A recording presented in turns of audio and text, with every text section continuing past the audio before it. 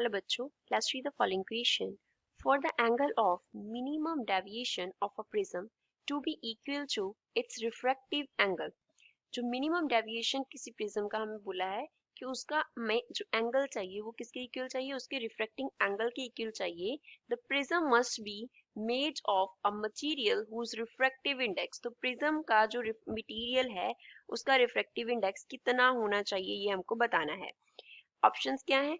It will lies between root 2 and 1, lies between 2 and root 2, it is less than 1 or is greater than 2. So first of all we will talk about the key concept used in the question. इस question में क्या key concept use हो रहा है उसके लिए हम understand करेंगे कि minimum deviation हम किसे बोलते हैं. Let us consider a prism. ये हमारे पास क्या है, एक prism है, नीचे इसका बेस हो गया और इस सरफेस पे फर्स्ट सरफेस पे अब हम क्या करेंगे, एक नॉर्मल ड्रॉ कर लेंगे. ये हमारे पास क्या हो गया, नॉर्मल हो गया. इसी तरीके से सेकंड सरफेस के लिए नॉर्मल ड्रॉ कर लेंगे. ये क्या हो गया, सेकंड सरफेस के लिए नॉर्मल हो गया. अब रे ऑफ लाइट है जो वो इस डायरेक्शन से सपोज क्या हुआ, इंसिडेंट हुआ. The angle of incident light that it makes with the normal is known as angle of incidence. जब जो रे है वो प्रिज्म में एंटर करेगी वो तो पैरेलल द बेस के पैरेलल क्या करेगी, ट्रेवल करेगी. तो रे का जो ट्रेवल करने का डायरेक्शन होगा वो ये होगा, रे इस डायरेक्शन में जाएगी. अब यहाँ पे रिफ्रैक्टेड रे का नॉर्मल के साथ जो एंगल होगा that is angle of refraction. यहाँ पे जो एंगल होगा वो सेकंड फेज पे है तो यहाँ पे इसको R2 कंसिडर करेंगे. अब R2 क्या है, सेकंड फेज के लिए एंगल ऑफ इंसिडेंस है, नॉर्मल के साथ इंसिडेंट रे है, सेकंड फेज के लिए एंगल बना रहा. यहाँ पे फर्स्ट फेज पे क्या हुआ था, जो रे थी वो रेयर मीडियम से डेंसर मीडियम में एंटर करी थी. बाहर क्या था, रेयर मीडियम एयर. यहाँ पे भी क्या है, रेयर मीडियम है एयर. और बीच में क्या है, इसका रिफ्रैक्टिव इंडेक्स होगा कुछ म्यू. तो रेयर से डेंसर में एंटर करी. सेकंड फेज के लिए क्या कंडीशन है, डेंसर से रेयर में एंटर कर रही है तो away from the normal band हो जाएगी. तो रे किस डायरेक्शन में जाएगी, इस डायरेक्शन में जाएगी. तो अब यहाँ पे जो एंगल बनेगा इमर्जेंट रे का with normal that is known as angle of emergence. Ray को जाना चाहिए था इस पोजीशन में, ऐसे इस पोजीशन में जाना चाहिए था, लेकिन जा किस पोजीशन में रही है, इस पोजीशन में रही है. दैट मीन्स ये इतनी जो रे है वो क्या हो गई, बेंड हो गई. तो यहाँ पे डेविएशन हो गया रे का. तो जो डेल्टा है वो एंगल ऑफ डेविएशन को रिप्रेजेंट करता है. एंगल ऑफ डेविएशन को रे ऑफ लाइट के पाथ में कितना डेविएशन आया ड्यू टू प्रिज्म जो हमने प्लेस किया उसकी वजह से, तो उसे हम क्या बोलते हैं, एंगल ऑफ डेविएशन बोलते हैं. तो यहाँ पे अगर हम डेविएशन का इंसिडेंट रे के साथ इंसिडेंट एंगल के साथ ग्राफ बनाए, आई क्या है हमारे पास, एंगल ऑफ इंसिडेंस है आई. इस तरफ ले लो हमारे पास डेल्टा. जैसे जैसे हम आई को इंक्रीज करते होते हैं डेल्टा का वैल्यू डिक्रीज करता है, एक पर्टिकुलर वैल्यू पे आता है, देन आई इंक्रीज करने पे अगेन ये वैल्यू क्या हो जाती है, इंक्रीज हो जाती है. ये ग्राफ होता है हमारे पास. तो अब यहाँ पे हम देख सकते हैं कि आई के एक वैल्यू के लिए डेल्टा का वैल्यू क्या आ रहा है, मिनिमम आ रहा है. तो उस एंगल ऑफ इंसिडेंस के लिए जब डेल्टा का वैल्यू क्या होता है, मिनिमम होता है, उसे हम बोलते हैं डेल्टा मिनिमम. एंड जो डेल्टा मिनिमम है वो रिप्रेजेंट करता है मिनिमम डेविएशन कंडीशन को. Minimum deviation condition angle of incidence के लिए जब एंगल ऑफ डेविएशन का वैल्यू मिनिमम होता है that is known as delta minimum और minimum deviation position of the prism. अब क्वेश्चन को सॉल्व करते हैं. एंगल ऑफ मिनिमम डेविएशन के लिए फॉर्मूला क्या होता है, एंगल ऑफ मिनिमम डेविएशन के लिए क्या फॉर्मूला होता है, delta minimum is equals to I plus E minus A होता है.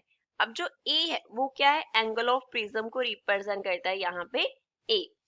आई हमारे पास एंगल ऑफ इंसिडेंस, ई क्या हो गया, एंगल ऑफ इमर्जेंस हो गया. अब हमें मिनिमम डेविएशन का कंडीशन जो है उसमें क्या लिखना है, मिनिमम डेविएशन का जो कंडीशन है उसके लिए हम क्या अप्लाई करेंगे, we will put delta minimum is equals to a, क्योंकि हमें बोला है कि जो मिनिमम डेविएशन कंडीशन है उसमें एंगल ऑफ मिनिमम डेविएशन जो है वो रिफ्रैक्टिंग एंगल की इक्वल होना चाहिए. तो डेल्टा मिनिमम को हम a सब्स्टिट्यूट कर देंगे. तो इक्वेशन क्या बन गया, a is equals to i plus e minus a.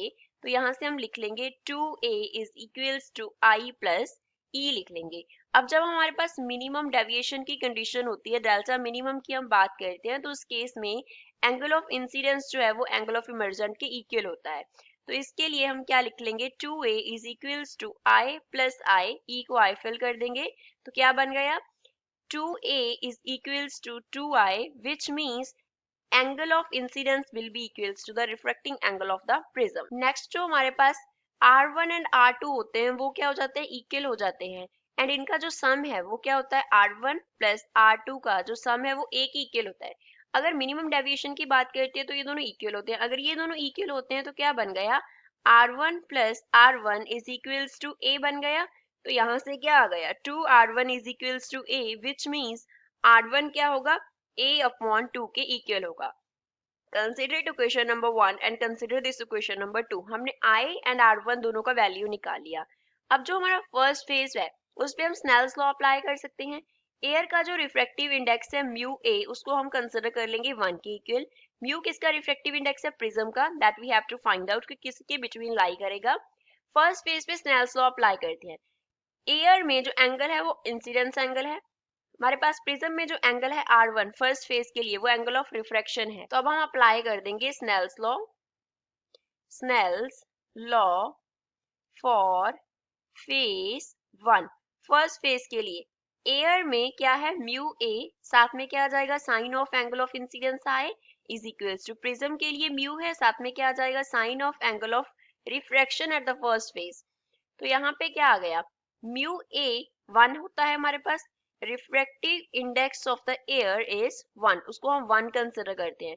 तो 1 के साथ क्या आ गया साइन आई को अब हम क्या कंसिडर कर लेंगे क्योंकि हमने निकाला I is equals to A, तो इसको A लिख लेंगे from equation 1 is equals to mu as it is लिख लिया। साइन R1 कितना है A बाय 2 के इक्वल है, तो ये इक्वेशन बन गया। अब हम लेफ्ट हैंड साइड पे लिख सकते हैं 2 sine A by 2 into cos A by 2, right hand side पे क्या आ जाएगा म्यू साइन A बाय 2 आ जाएगा। अब यहाँ पे कौन सा फॉर्मूला यूज हुआ है, we know that sine 2 theta equal होता है 2 sine theta into cos theta के, ये फॉर्मूला हमने अप्लाई कर दिया। अब साइन A को A था तो थीटा बाय 2 कर दिया हमने, तो साइन ए से दोनों तरफ क्या हो गया कैंसिल हो गया, तो यहाँ से म्यू का जो वैल्यू है वो किसके इक्वल आ गया 2 cos A बाय 2 के इक्वल आ गया। सपोज पहले तो हमारे पास जो A का वैल्यू है वो कितना है, A का वैल्यू 0 डिग्री है। अगर A का वैल्यू 0 डिग्री होगा that is angle of incidence अगर 0 डिग्री होगा तो उस केस में म्यू का वैल्यू क्या आ जाएगा 2 इंटू कॉस ऑफ, यहाँ पे 0 डिग्री आ गया। Now we know that cos 0 degree कितना होता है 1 के इक्वल होता है, तो यहाँ से हम लिख सकते हैं कि रिफ्रैक्टिव इंडेक्स उस केस में कितना होगा 2 होगा। सेकंड केस हम मैक्सिमम वैल्यू कंसिडर कर लेते हैं। एंगल ऑफ इंसिडेंस का वैल्यू जो है और एंगल ऑफ प्रिज्म जो है वो उसको हम 90 डिग्री कंसिडर कर लेते हैं, तो इस केस में म्यू कितना आ जाएगा 2 कॉस, यहाँ पे कितना आ गया 90 degree by 2, 90 degree by 2 is cos 45 degree, तो म्यू को लिख लेंगे 2 कॉस 45 डिग्री। अब कॉस 45 डिग्री का वैल्यू कितना होता है, it is equals to 1 by root 2 होता है। तो यहाँ पे हमारे पास क्या इक्वेशन बन जाएगा mu is equals to 2 into 1 by root 2, तो यहाँ से म्यू का वैल्यू कितना आ गया रूट 2 आ गया। तो एक वैल्यू म्यू का रूट 2 आ रहा है, एक वैल्यू 2 आ रहा है, so we will say refractive index will lie between, किसके बिटवीन लाई करेगा will lie between root 2 and 2, root 2 and 2 के बिटवीन लाई करेगा। तो गिवन ऑप्शन में से सेकंड इस क्वेश्चन का करेक्ट आंसर है। I hope you understood 12। Thanks.